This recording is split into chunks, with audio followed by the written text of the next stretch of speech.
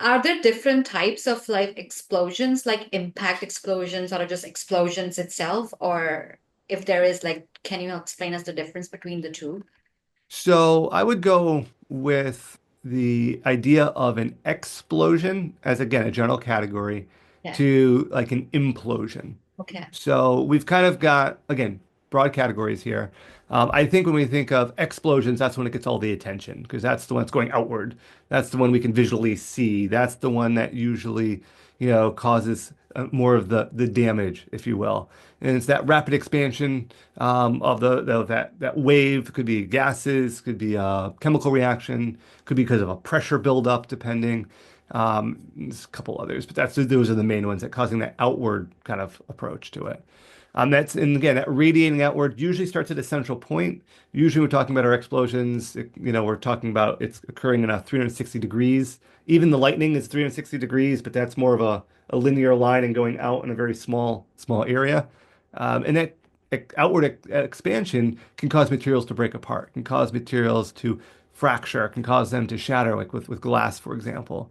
And this is basically your bombs would be considered this. If we contrast that, we kind of flip this now and think about an implosion, something that's coming inward.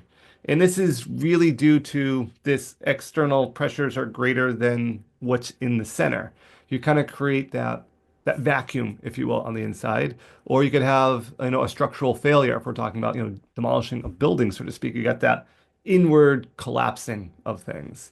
And this is pulling that material to that central point. So just basically the complete opposite of the explosion versus the implosion. Um, that compression that's occurring, that decrease in pressure. This can usually occur in like a vacuum sealed container, for example, where you're getting that everything's coming in to that point.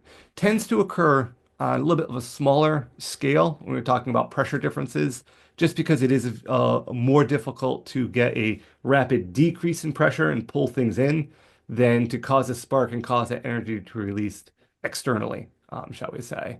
So the inward ones could be more of in the lab or in a situation where you're dealing with something that is negatively pressurized, or you open up a soda and like there's all the bubbles that come out. You tend to see things packed under pressure than say vacuum sealed. That would really cause potential for harm in the sense that air is just simply going to rush in. If you have a vacuum sealed bag, air just basically rushes in. But there is that different direction that can occur.